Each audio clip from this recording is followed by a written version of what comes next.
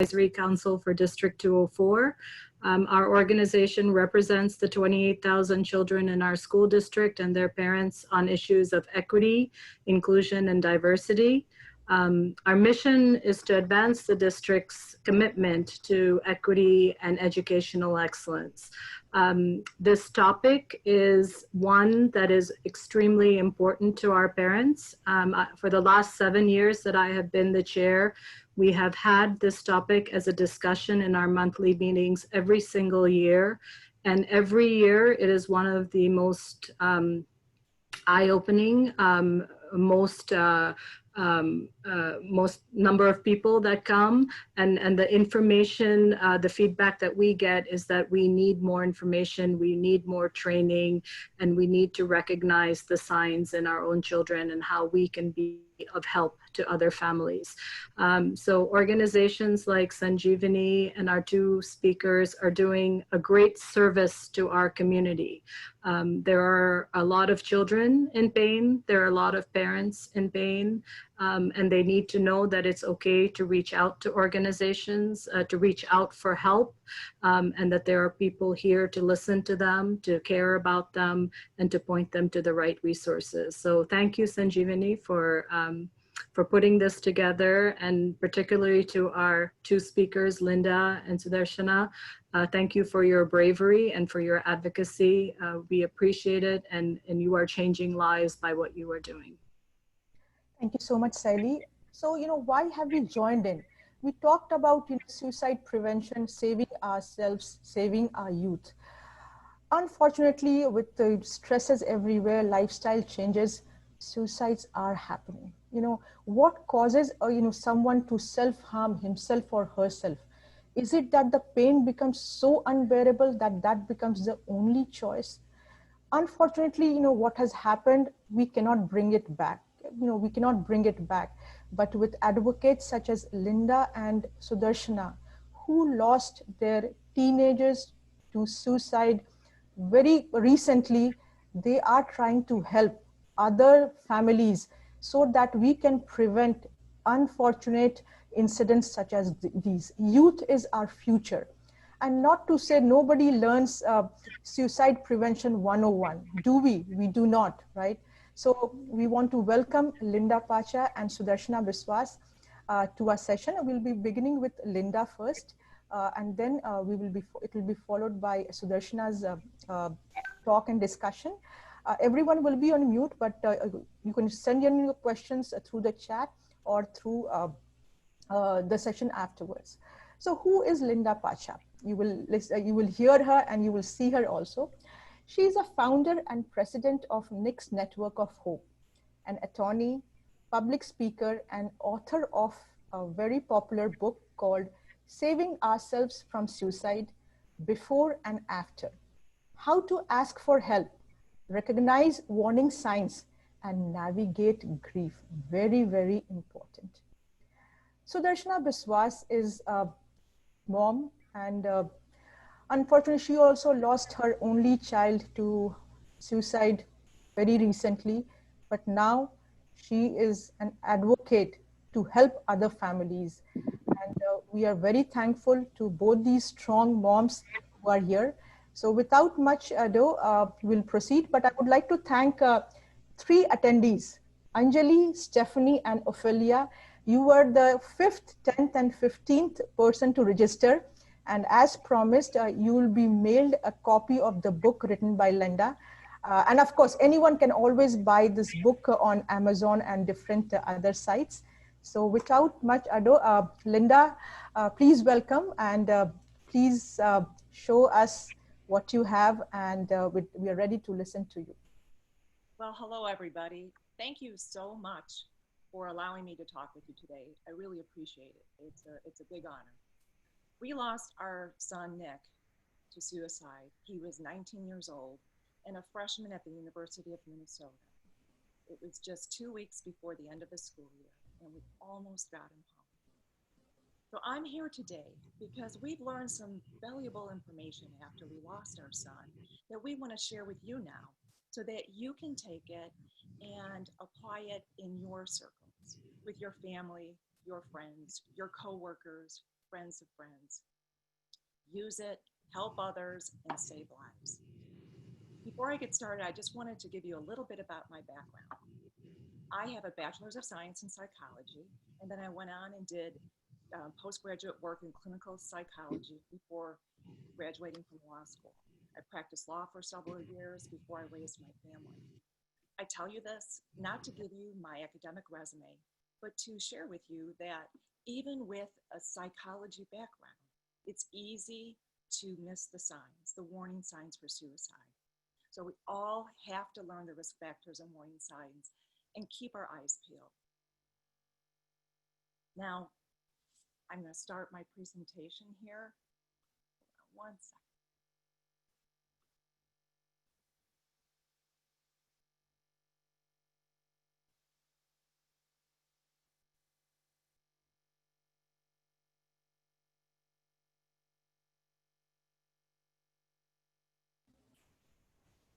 All right, so sorry about that. When Nick first died, we started a non-for-profit, Nick's Network of Hope, and we provide resources, education, and support about various life challenges that you will see on the right-hand side. Let me just move this down here so you can see it. And so we do this with an emphasis on mental health awareness, suicide prevention, and grief and support. I want to draw your attention, though, to our website, because this is a really helpful suicide prevention tool for you. And I hope you take advantage of looking at it, because it's a comprehensive website. We have all kinds of resources on our resource page that links to different national and local organizations. For all of those life challenges, we have a Learn and a Get Help page. There are helpful articles, and there are hotline numbers and all kinds of information for you. So please, please take a look at it. In addition, another resource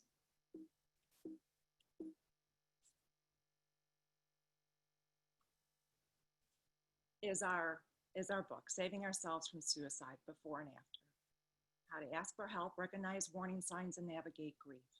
Now, I wrote this after we lost our son, and I give everything. I don't hold anything back. I give all the information. It's a 300-page book with a detailed table of contents, and so you can use it as a resource book and refer back to it time and time again. The first 100 pages is my son's story, but within it I weave help and bring the story back to the reader and provide help for them. And in the last 200 pages, I talk about our grief process, and I do a lot of talk about parenting. It's a wonderful parenting book. I talk about the pressure that's on our kids these days and how we can reduce the pressure. I explain how my perspective on parenting changed after we lost our child, what I now know is important to teach our kids. And then of course, it's a call to action. And I give concrete examples how we can all live and teach our kids to live with more kindness and compassion. Now, the scariest thing that I can tell you is also the most important. Excuse me, Linda. Yes. I think one of the attendees indicating if you can be closer to the mic, please. Oh, sure. Yes, thank you so much. Can you hear me now? Is this better? Yes, Okay. ma'am. So the scariest thing that I can tell you is the most important, is that it can happen in any family. Suicide can happen in any family. This is what our family looked like in 2012. Now, we were a typical family. There was nobody that was beating on anybody else. Nobody was lowering anybody's self-esteem. We loved and supported our kids. There was nobody doing drugs, no excessive drinking. We put our kids first, and just really we were a loving family. And so this is why we all have to learn the risk factors and warning signs, because I certainly didn't think it was going to happen in our family. Now, in relation to Nick's story, I don't have the time to tell you the whole story. It's provided in my book. But what I'd like to do is hone in on an area and at his early childhood, because I think it applies to all of our kids. Now, from the time my son was a little boy, he had intense passions. First it was cars and trucks, then it was buildings, and then it was airplanes. You could see on the right, he was dressed up as a pilot for Halloween. Now, adults thought he was just, fascinating because he had this high IQ and he could spill out all kinds of facts about planes, and they always wondered what he would be when he grew up. But to kids his own age, like many of our kids, what happens is, if they don't feel like the rest of the kids, if they have interests that are a little different, they are off on their own. So what started in the beginning with my son was a separation between him and the rest of the pack of the kids. And that was just from a difference of interest. And over time, what happened at school, was these kids then, the rest of the kids, they were becoming a cohesive group. They were playing outside, playing ball after school. They were going to each other's homes, play dates, just hanging together. And that would carry into the schools. At the lunch tables, they would talk about what they did on Tuesday with Billy, and what the group did when they were playing ball on the field. And Nick was an outsider. Now, in the beginning, when Nick was here and the rest of the group was here, he was perfectly content, like many kids, to play by himself because he had this huge imagination. But over time, he wanted to join the group, but they became a cohesive group without him. And so what would happen, and what happens quite often, is that there are a few kids that see an outsider to their group, and that's the person that they pick on, and that's the person that they bully. And the kids, they started to just view Nick as an outsider, so he was excluded time and time again.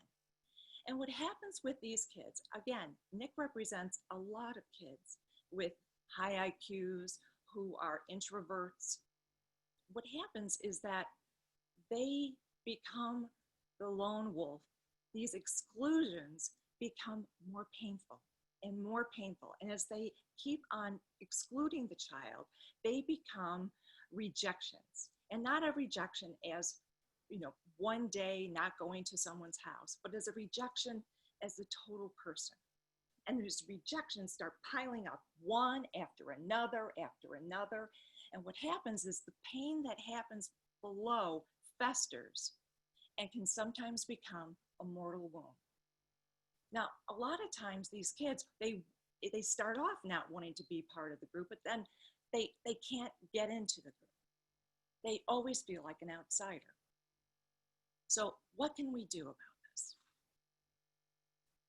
Well, the first thing that we must do is that we should teach our kids when they are young and impressionable about inclusion. We need to teach these kids that if they do bully or say something rude to a child who feels like an outsider, that those words are not face value. Because of the exclusions which turn to rejection after rejection, these kids are hurting more. So what is a normal insult to somebody who's not excluded means more. It's more painful. It burrows in more. And we need to teach kids this.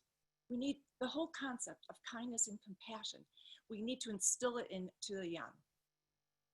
We need to teach them that actions have consequences and words have meaning. When my son was in high school, a boy said to him, "Why don't you go kill yourself?" Now, I thought this was one mean thing. I've later learned that this is something that kids are saying to each other nowadays. This is an acceptable form of socialization or socializing. And we've got to teach kids that, no, you can't do this. We also need to teach them the converse to this, and that is that one kind word, one smile, one time inviting them to the lunch tables or inviting them over to their house, that is like ointment to their wound, an ointment to their souls. We have to try to assimilate these kids as much as we can. And we tried with our son. He was in T-ball and coach pitch and park district classes and Boy Scouts. But parents need to continue to keep on assimilating these kids, because if they feel like outsiders, they need to feel part of something. That's very important for their mental health. Well, with my son, this carried on in middle school and to high school. And I'll show you a picture. This is my son getting ready to go to college. Now, he had been bullied, he had been excluded, again, feeling like isolation. That pain was there. But look at the smile on his face. When he started college, he had hope that he could make friends, that this was going to be it. Unfortunately, it didn't happen that way. There was more bullying. My son started questioning his sexuality, and there was a rumor going around the dorm the last 2 weeks. Somebody was spreading around saying that he was gay. And Nick, that was it. It was like the final straw. And he jumped from that bridge in downtown Minneapolis. Just 9 months from when he started. Just 9 months from that smile that you saw. Now, what can I say that can help you with your families? Well, I did a lot of research when I was preparing for my book. And I read a lot of suicide attempt survivor stories. And these are the top 5 things I learned. Mental health issues start at a very young age. So that's why we got to get to these kids at such a young age. Sometimes with mental health issues, there's an underlying trauma. The trauma could be a divorce, or their family's divorce. It could be sexual abuse, verbal abuse. What happens is often is when people get help for mental health, sometimes, I shouldn't say it happens often, but sometimes what happens is the underlying trauma is not addressed. We have to make sure that if we're having our loved one being treated for a mental health problem, that if there is underlying trauma, that it's addressed. People who attempt, very often, it's a loss of hope. And they look like you and I and everybody else who walks down the street. Suicide is an equal opportunity killer. And safety plans, which I do not have the time to go into today, but they really do help. And I discuss them in my book, and also there's a brief discussion of them on our website. Now, how do you help others in pain? This is what I've learned. If you have somebody that you're worried about, please know it's okay to ask them if they're having thoughts of suicide and if they have a plan. Research has shown that this does not give the person the idea to do so. Now, if they say that they don't have a plan, please don't be lulled into a false sense of security, because plans can be made in a few minutes. So if there is a yes to either of those, then please seek help. Seek professional help.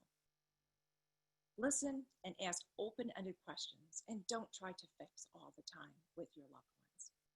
So often, especially as parents, we go in and we ask questions just to find out what our call of action is. We want to go in and we want to fix it.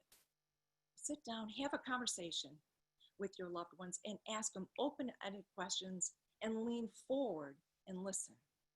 And what you're doing is you're opening up the lines of communication so that if your loved ones are having problems, they'll come to you and they know that you will listen to them. Now, if they're having a bad day or if they're in a glum mood, you can cheer them up through that. But if it's not a glum mood, if they're showing depression and it's lasting for more than just a week or so, if it's lingering on, then the cheerleader is not enough. You need to do more. You need to seek help. Believe the behavior more than the words. Now, what do I mean by that? Well, you can ask a person in your family if they're doing okay, and they can look you straight in the eye and say that they're fine. But if their behavior is pointing to what we will now later discuss about what you'll see in warning signs. If those behaviors are pointing in those directions, if they're showing those signs, then believe the behavior more than the words. It's not that necessarily that your loved one is lying to you. It could really be that they believe that they're okay, but they're mistaken. Or they're going up and down in moods. And every time you ask them, they're up here on a high, and you're not asking at the right time. So you need to look at the behaviors. And also, there are so many people that they want to make sure that their family members are protected. They don't want to be a burden. So they'll say, yeah, I'm fine. My son did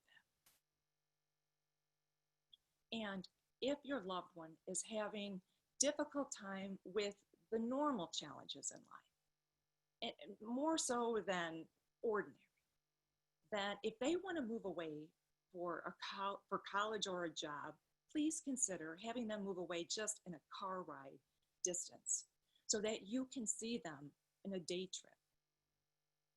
It will make them feel better. They'll feel your support and love because they'll be able to see you more often, and you'll have a sense of peace knowing that you could be there. My son went to the University of Minnesota, which was like 7-8 hours away, and I wish he was closer. I wish he had been. All right, so let's talk about the risk factors and warning signs, because I have to tell you, there are so many people, including myself, that are loss survivors that say, oh, if I only knew the risk factors and warning signs, it would have made a huge difference. So let's go through it. Let's go through them now. Risk factors are what gives you the heads up to look for warning signs. I'll give you some right now. If they were previously diagnosed with a mental health disorder, clinical depression, anxiety, if they're on the autism spectrum, even if they're high functioning, if they have a major physical health problem or illness, if there's a family history of suicide, they're at a higher risk for suicide. There's a real genetic component sometimes. A history of alcohol or substance abuse. This could be for the individual themselves or a family member who's maybe subjecting negative behavior to the person who is now depressed. If they're experiencing a loss, this could be financial, social. An example of social would be like right now. Our kids are not losing their friends, but not able to be with their friends because of COVID. It could be if a family's moved and the kids have to make friends, start from scratch. Relational would be breakups, divorces, things like that, and a loss of a job. History of trauma or abuse. We've already talked about that, how that has to be addressed. Isolation and lack of social support. What's important here is that it's not necessarily just if it's really happening, but even if it's perceived by the person. There could be somebody coming from a loving, supportive family, but because of their mental health condition, cannot feel that love, cannot feel that support. I think that happened with my son sometimes. He had gone through so much rejection in his life and had been bullied so badly. I don't know how much love and support he felt. He felt from our family, but from the outside. I think he perceived that he had no friends when he did. And then prolonged stress. This could be bullying, unemployment, again, really relevant now with COVID, relationship problems, harassment, death of a loved one. More examples of risk factors would be easy access to lethal means, guns, drugs, bridges, pills. Who would have thought, sending my son away to college, that there was a lethal means right there, a few steps off campus. Exposure to other suicides. Those are called clusters of suicides. What happens is if people are contemplating or they're really depressed, they hear of other suicides, sometimes it almost gives them the courage to do the same. Previous suicide attempts. Hopelessness. If they have a tendency to be impulsive or aggressive. An inability to access health care. People who are gravely ill, if they can't get health insurance, sometimes they feel at a loss. They have a loss of hope that they'll ever get better, or they don't want to be a financial burden on their family and friends. And an unwillingness to ask for help due to stigma related to mental health. Let me talk just a second about the stigma.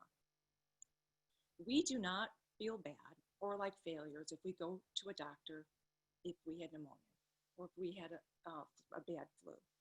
We don't feel bad about taking our kids to go see a tutor. So we can't feel bad if somebody that we love needs professional help for a mental illness.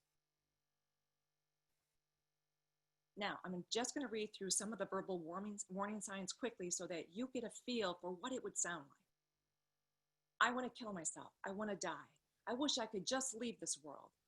Aren't I a burden? Everyone would be better off without me. I'm having a difficult time remaining positive. I have no more energy. I don't see a future with me in it. I don't see myself getting older. I feel trapped. I don't see a way out. Things will never change or improve. I have no more solutions. Nothing matters anymore. Things seem hopeless. I give up. And the squares are covering the, I have no reason to live. I feel empty. Why should I even bother? Now, here are some real life examples that I've taken from my son's last text messages to me. It's just so hard. It seems like everyone leaves me out. I don't know why, and it really depresses me. I'm losing my friends and can't make any close new ones. People are polite, but leaves me out of things. I give up. It's like no one cares, and it's taking its toll. I don't know. I'm struggling. Why has it been so hard?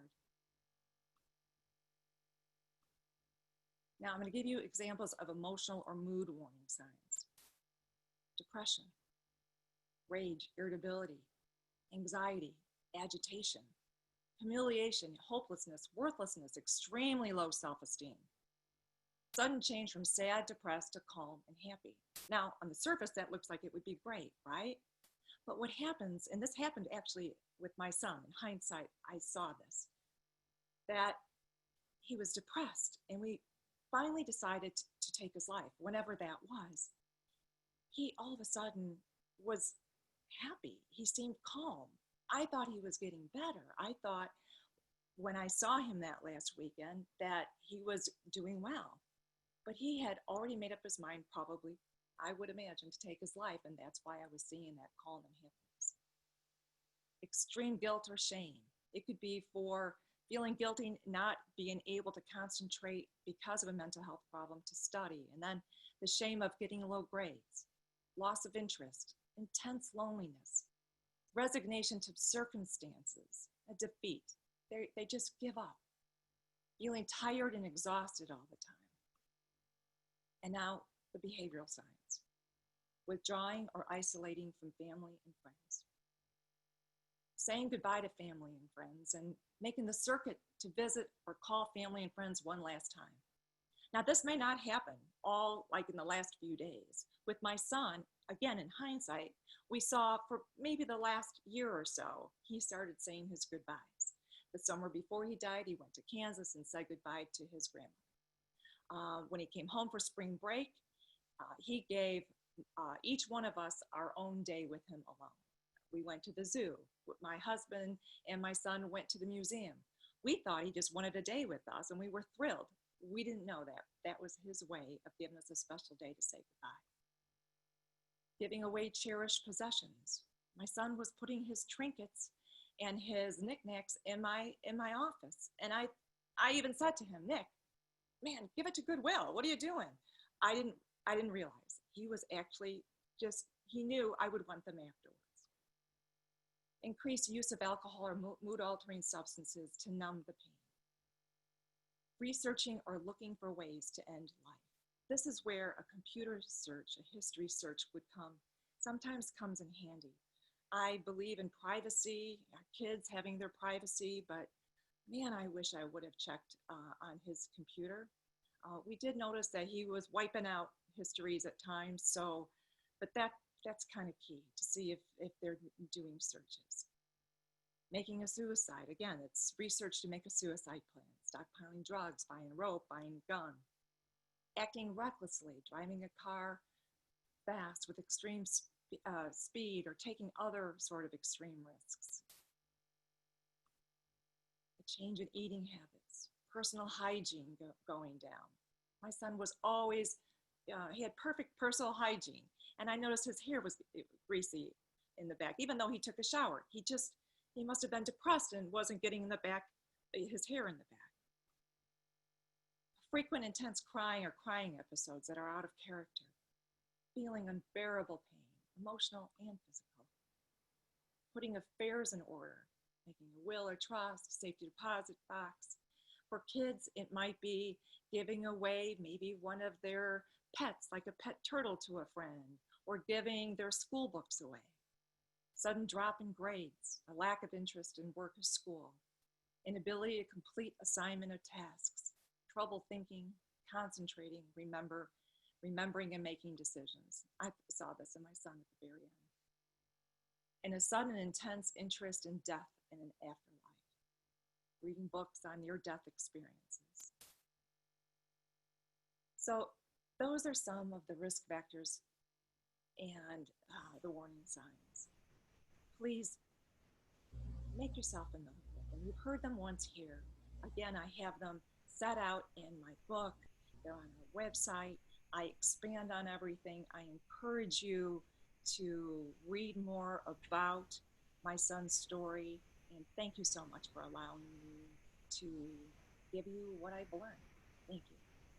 Thank you so much, Linda. This must be so heartbreaking, but we applaud and appreciate your efforts so that we, all our attendees today, will be able to absorb the information and help others. And I would like, we had some questions. We'll bring it after the session with Sudarshana. And let us please welcome Sudarshana Biswas, a mom, again, as brave as Linda Pacha, who lost her only child to suicide, but she's here today so that she can share her insights, information, warning signs, so that we together can help others.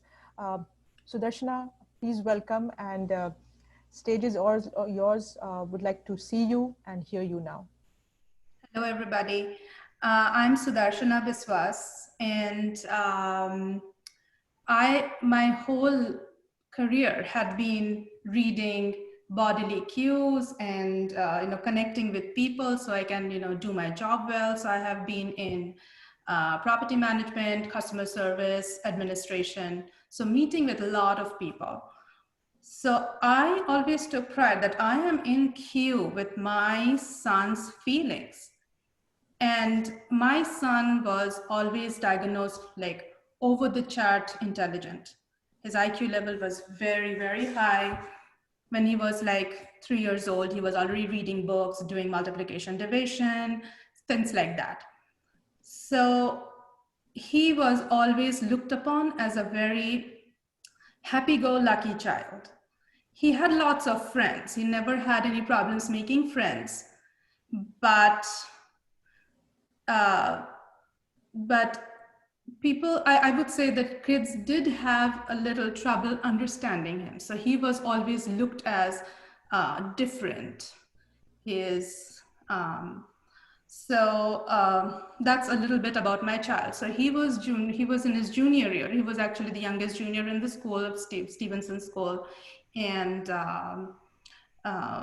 it's in March 15th last year that he decided to end his life.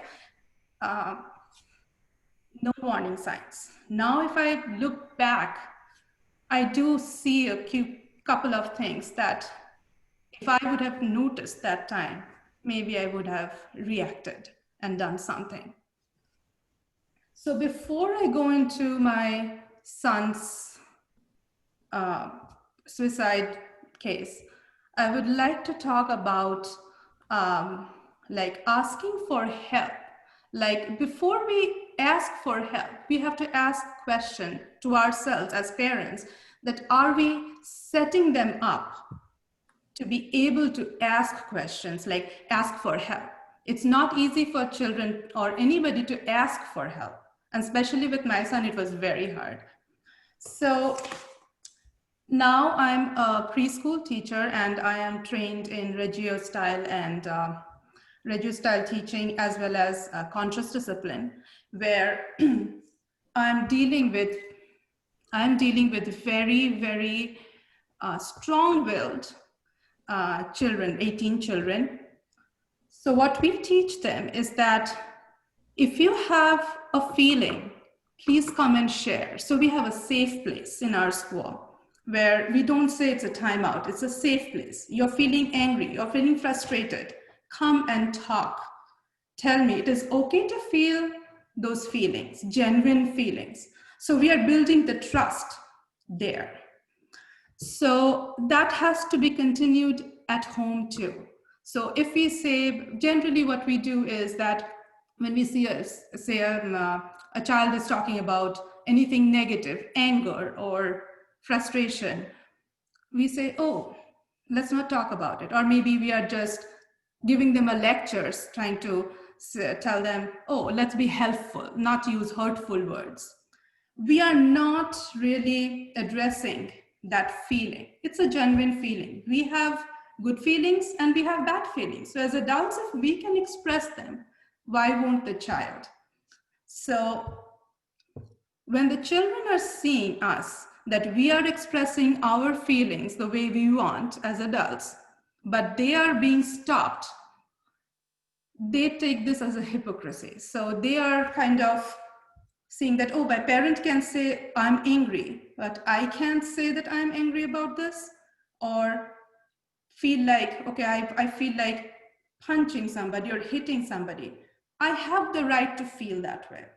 So the initial trust we have to build, like they have to be able to say that, Mom, I feel this way today, and let's talk about it. We have to address that feeling. So we build the trust first. So if we build the trust, children will come and ask for help. That's a key thing that many times we as parents or educators miss. Another thing that I would like to say is that if a child has a negative feeling, a frustration, we ask them open-ended question, just like Linda had said before. We ask open-ended question. Okay, so you feel this way. Why do you feel this? What can we do about it? And then also, like if they are having a problem, like they cannot really solve a problem, they are having like anything that they cannot solve, we as parents always try to jump in and say, okay, I'm going to fix a problem. I'm going to help you with my directions. We are not giving them a chance to kind of come up with a solution, fail, come up with a solution. If that doesn't work, you will figure out something else. So we have to, as parents or educators, we have to like kind of take a step back and see how they are figuring out. And many times, I would say in at least my kids' cases in my school, 9 out of 10 times they figure out a solution. So it's like that instant gratification that we give to our children that, okay, we are going to solve the problem for you. So it doesn't really help them in the long run. So when they are in a very tough situation where the parent is not there to solve the problem for them, they just don't know what to do. So that is another key thing that we parents or educators miss out on. Let the child take the initiative, solve their own problem. If they absolutely cannot solve a problem, we are there to help, but we are not doing it for them. So these are the two things. That's my thing, that if we can, equip the children to face all these bad things out there. The world is we can say that, okay, it's a good place as well as a bad place. We talk about everything. Then there's a trust. They feel that they're safe at home. They can talk to us about anything, and then they can come to us for help. In my son's case, well, I did not see any warning signs as such, which was like, it might be a red flag. But when I kind of take a step back, I do see there was a sudden change of behavior. And that was like, he always used to look for his space. Mama, give me my space. I need my privacy. But before, like the 2 weeks before he actually committed suicide, he was very clingy to me. He would say, Mama, I want to be with you. I want to sleep with you. I want to lie down with you. And I'm thinking, okay, it's time for him to probably go off to college, and he's already missing me. So I took it as a very good sign and a happy sign that he is trying to connect with me and be with me before he leaves. But that was actually, he had already made up his mind that he's going to be doing this. Then there was another thing that I would see is like compulsive lying. So he would, for little things, that doesn't really matter, he would just lie. Like, I'll give you an example. So he likes to eat like small candies. I generally don't keep candies, but once in a while I would, because I want him to eat it sometimes. So he would eat it, it's gone, and I'll ask him, so did you eat the candy? He would say no. So, and then I'll find the candy wrapper in the garbage. So that's the thing, that's just one example. There were many other examples. I thought, why do I have to lie for this? This is such a small little thing. But it was a big thing for him. He couldn't really say the truth. He would think that, oh, Mama is going to get mad at me, or she's going to be disappointed in me. But that's his way of coping with it. Another thing that I came to know later on, after he was already gone, I was talking to his friends and all that he would eat like a glut. I did not see that eating disorder at home, otherwise I would have definitely taken a step. He would eat in school all junk food. I don't know how he got his money, where he got his money from, but he would eat like a glut to the extent that his friends would say, don't eat like that, you're going to fall sick. So if I ever knew that, so if I would have talked to his friends, I always used to talk to his friends, but his friends were young like him. So they never thought that it's a big thing. So they would let him eat. Even to the extent that his friends would actually pamper him and buy more stuff.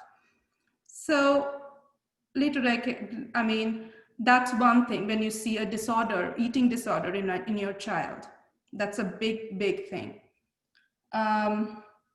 He also would start, he started stealing money from my purse. My purse would be lying there for long.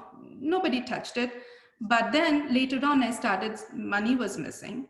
I would definitely ask him that I kept my purse over here. There's nobody in the house. Do you know anything about it? If there was money, I left it outside. Did you see anything? No, did not. Always he denied that he was stealing. So that was another thing. But what I would do, instead of taking a step back and trying to analyze why he's doing it, I would get on his case and say, give him a moral lecture. That we as parents always tend to get into that. Give them a moral lecture that, oh, this is not good, this is good, this is not good, all that. So when he would listen to that lecture, he is thinking in his mind, oh my God, I don't want this lecture anymore. He's already shut down, and he's still coping with whatever is happening in his mind. Another thing was falling grades. He was a straight A student, very, very intelligent, very good in studies, but it was a consistent falling of his grades. When I'm asking his teacher, is there any problem? Do you see any problem in my son? Is he struggling? And his teachers would say no. I would ask him, are you struggling? Do you need help? He would say no. So I just really didn't know what's going on. So I would say, oh, pay more attention. You have to work harder. These are your forte subjects. You should be getting A in these. So I'm putting some more pressure. The child is already pressurized with something, and I'm putting more pressure. And that kind of, I'm sure that also kind of, put pressure in him. So he kind of snapped. So those were the main things that I can talk about, like what might have happened to my son. He was also like an ardent reader. So he would be on his computer all the time, reading different things. And of course, he would always erase the history, erase the time. Only he would keep only those websites which are like study related websites that we would, if we even checked his computer, we would see that those are the websites he went to. We came to know later on, once he was gone and the police was trying to find out what's going on, there was an investigation. Then we kind of found out the couple of things that he had already deleted. And one of them was how to commit suicide, easy and fast. So that's another thing. With kids are constantly on their computers, they are researching stuff. It's an instant gratification. Before committing a suicide would be like long, painful affair. Now there are ways to do it instantly. That's exactly what happened with my son. He did not like pain. He found out something that would be fast and painless, and he did it. So lack of social gathering and too much of computer time is also one of the reasons that suicide is in such rise, especially for teenagers. That's my opinion. And also, another thing that we do not talk about is, like, I would say, I'm taking these examples from my life, what had happened. So once my son was gone, nobody, like my relatives, they did not want to talk about it.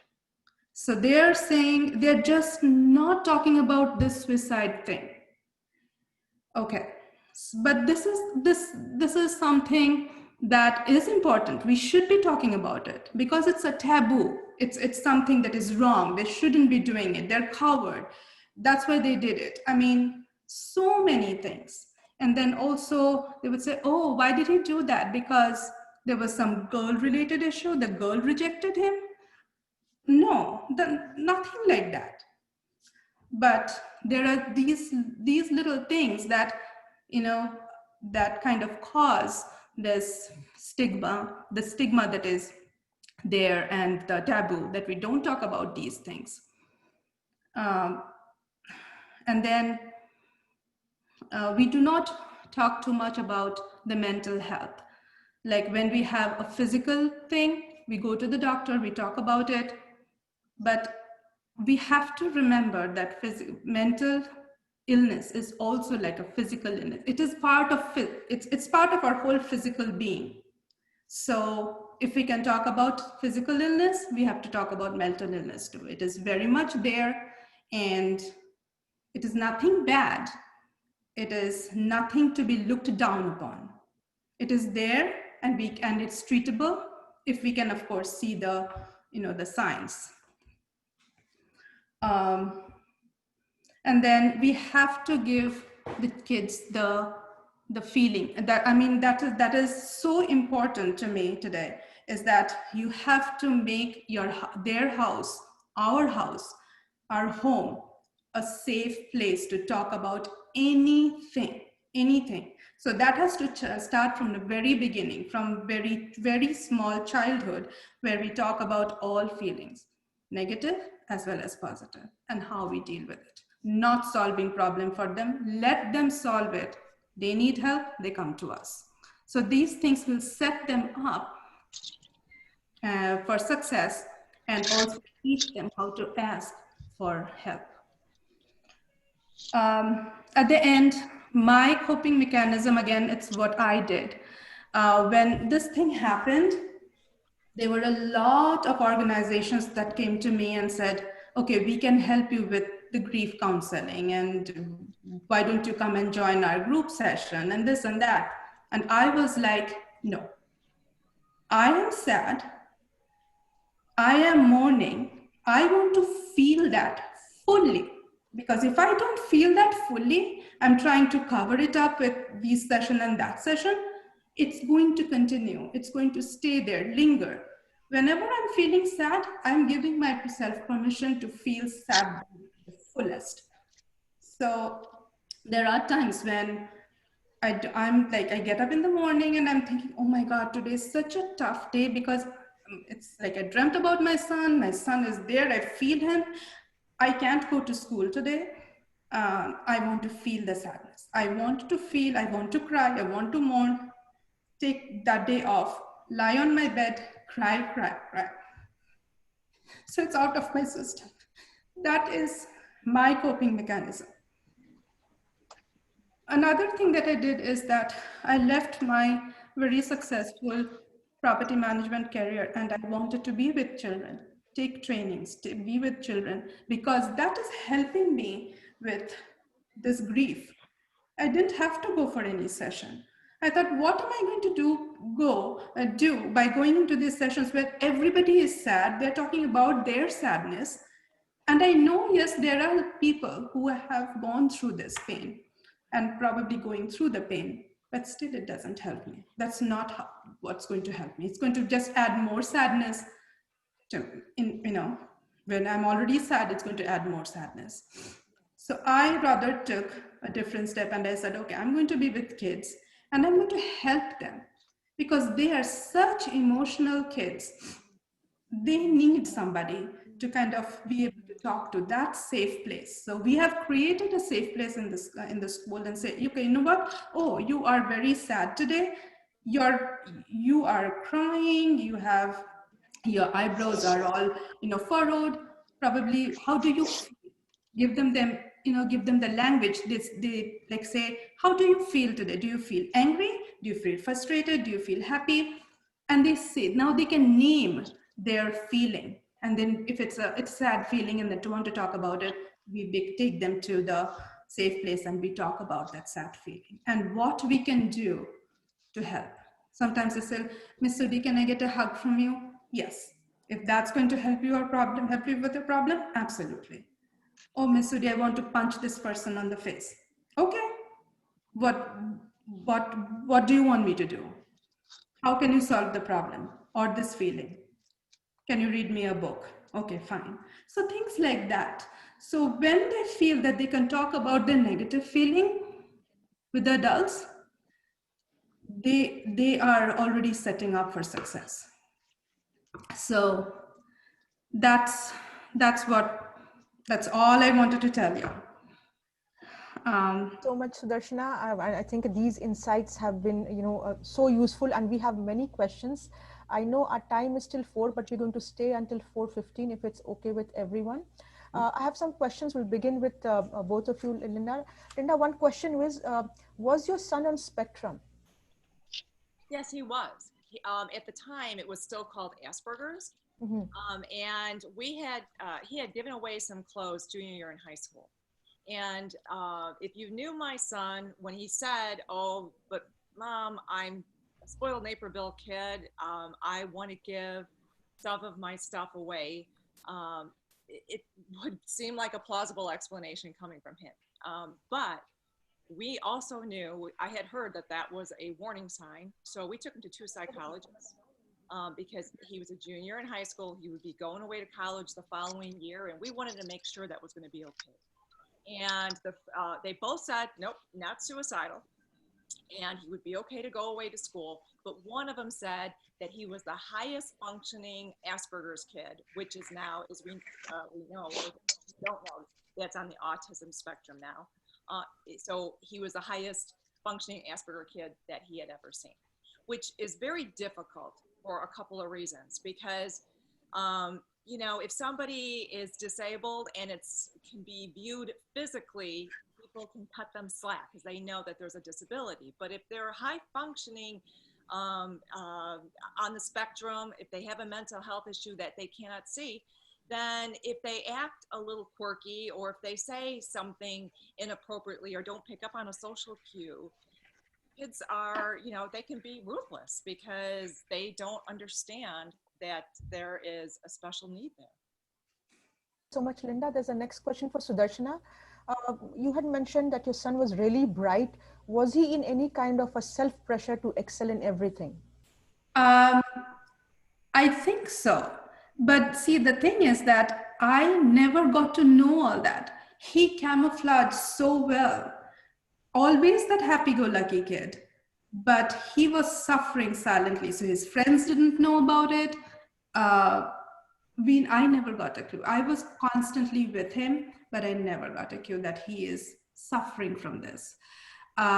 He definitely wanted to do well, but he was, as I said, his grades were falling. So I would think that yes, he was uh, not happy about disappointing me. He always wanted to make me happy. So that's absolutely a possibility that he took the pressure on him, but he just didn't know how to help himself because he never asked for help. And we didn't see it because, again, he camouflaged very well. His teachers didn't see it. His teachers even didn't see him struggling. They always say he's always raising his hand. We send, like the teachers would send the other kids to him to learn. He was giving tuition in math and physics to some seniors in the school too.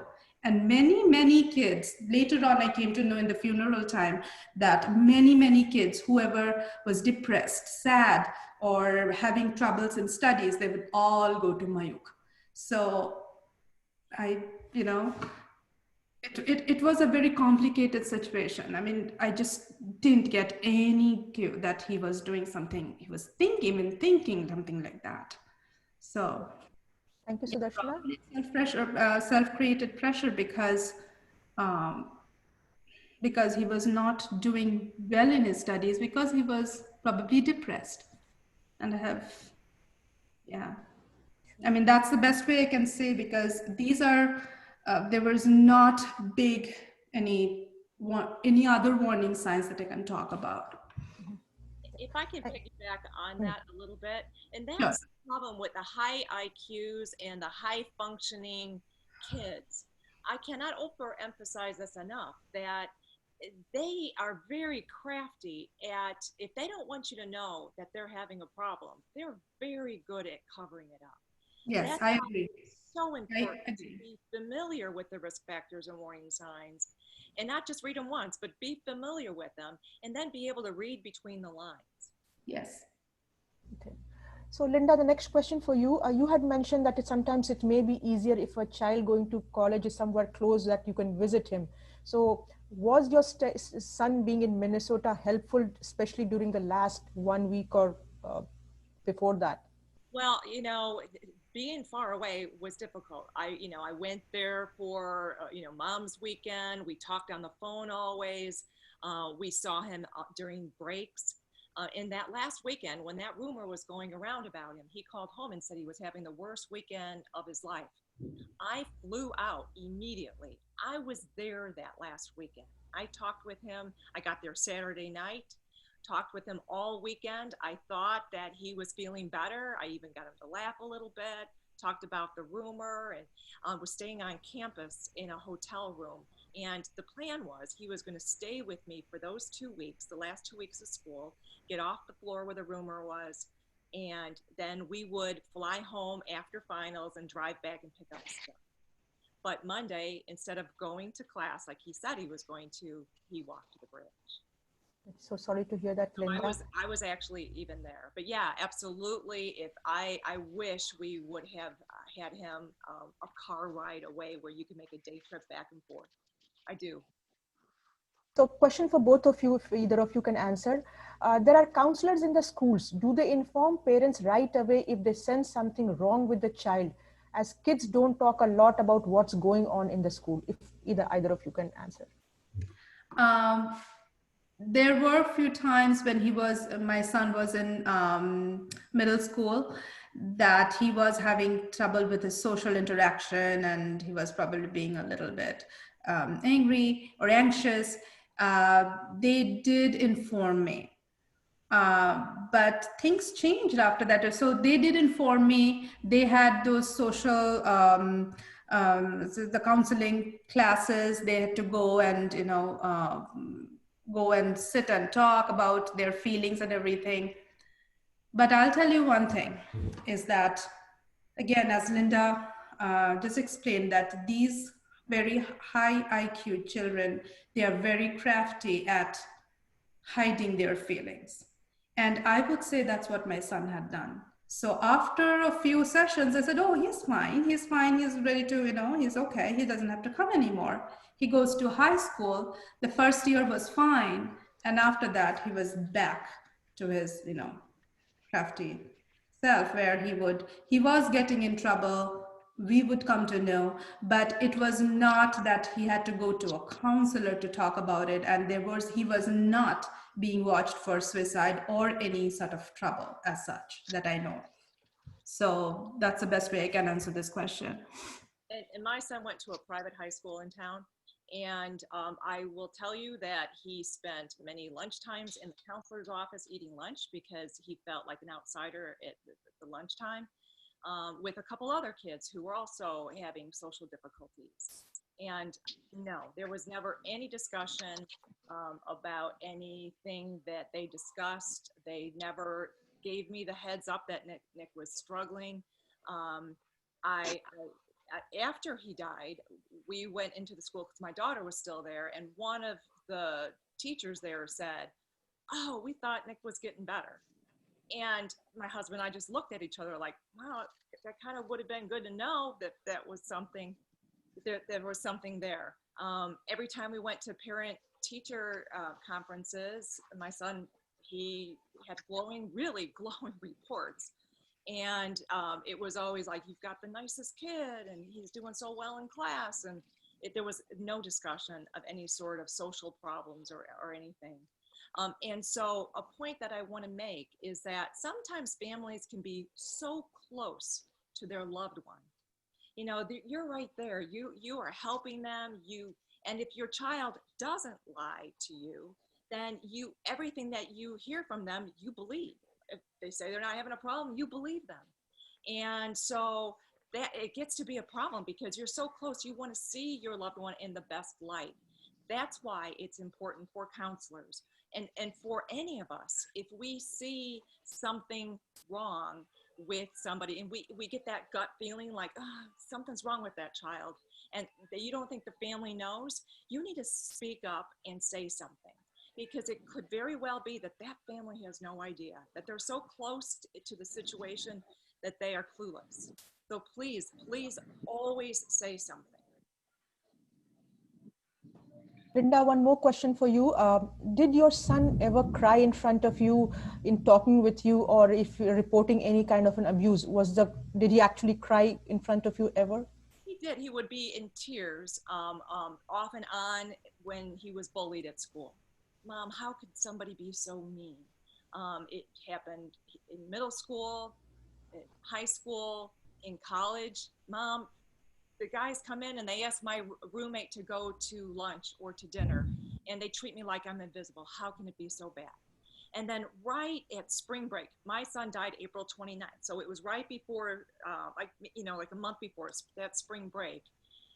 He broke down and cried a couple of times. And when we were talking to him on the phone, one time in particular, I remember. And so that was out of the ordinary. But again, he was a freshman, first year away from home. We've had friends that have come up and said, oh my gosh, what freshman doesn't call home crying? So that could be common too. Now, if they're crying all the time, but if it's just, once or twice, then you're like, well, you're almost home. It'll get better. It'll be, you'll make more friends next year. You're cheering them on. Again, you have to be careful that you're not cheering them on something through a serious situation when they need more help. Thank you, Linda. There's one more question if either of you can answer. So, we're all worried about kids who already feel isolated because being, social interaction is so important. But now that most schools are having e-learning, how do we help them feel connected to their teachers, classmates, and friends? Do you have any suggestions on how the schools help facilitate these interactions to the children, especially high schoolers? Either of you can answer. Linda, go for it. Well, that's a hard one Thank you. Mhm. That's a hard one. I would say that just as the children need to have right now their classes online, then they need to have their social interactions. They need to have downtime when they're not having their schooling to do FaceTime chats with their friends. Or maybe the parents can have a Zoom time where they're just being kids. They're just chatting back and forth and releasing steam so that they're still feeling connected, but it's not in an academic way. And then I'm also a big, I've always been a big advocate that I thought that there should always be counselors available in the evenings online because, you know, our kids are researching bridges and they're researching ways to die. They're alone in their rooms. The parents have no idea. Why not have them have an ability or a way to connect with a counselor and to talk to them online instead of researching ways to die, maybe researching ways to help themselves. So I think that that is something that they should, especially now with COVID, they should have that that available to them. I would like to add a point to that. Yes, I agree with you, Linda. Now, then again, we'll have to come back to that basic that we just that I just mentioned. Is are we setting up our kids to ask for help? Because when they're already researching that, it's kind of already up like out of our hands. They are researching it because they want to do it. So if they knew that, okay, my parent or the counselors or nobody is going to freak out that I'm thinking this way, I can talk to them and probably they are going to listen to me, try to understand. I mean, that feeling of the teenagers that they are not understood, that's a big, big feeling that they have all the time, that they think that they are in general as a class, like they're a class separate. They are treated as teenagers. Oh, you all are, you know, impulsive, and you know, that's how they are treated, and you think you do not think right. So that thing, they take it in them. They kind of try, like start believing in that, and they think that, okay, if I tell my problem, they are going to think that, okay, I'm just being a teenager. Now that trust is not there. So that again comes with that basic, that they have to feel safe, that I can, you know, I'm having these thoughts, those are not crazy, it's just I'm having these thoughts and I can talk to you. So they do not trust their parents, they're not trusting anybody. So that trust has to be built first before they can actually ask for help. And the schools need to communicate to the kids that, hey, if you go see a counselor or if you go online and talk to a counselor, like we're not putting it in a file that's going to follow you to college or affect your college application process or your job searches or whatever. I don't know if that's, I mean, you may know better than I because we went to a different system, but you know, I don't know if that's really communicated well to the kids, that they can freely talk to the counselors at school and it's not going to follow them through life. I know I don't, you know, I wasn't at school with my kid, you know, because I'm an adult, but I don't know if that was communicated in the schools that my kids went to. I'm not sure. Sure. Yes, you're right. The thing is that whenever the child was in trouble, any child, they're in trouble, they're given a consequence, like they have to go on a, you know, they have to lose their lunch or go for a detention or whatever. So nobody is taking the time in the school to understand why that kid did what they did. So if there is only even a one counselor or one dean or whoever sits down and tries to find out, and I totally understand there's so many kids they have to handle, but those few kids that are getting in trouble constantly, to sit down instead of giving them a consequence of that nature, to sit down with them and try to understand why they did that, and kind of course get in the parents and kind of talk it out as a discussion, and not like send them on a detention or lose your lunch or these are the consequences, because at the end of the day those harsh consequences do not really help. What the children do is they take that knowledge and they hide it in themselves. The pressure that's created, that they keep it within themselves, and they're not changing. Basically they're not changing because they are not feeling that they are understood.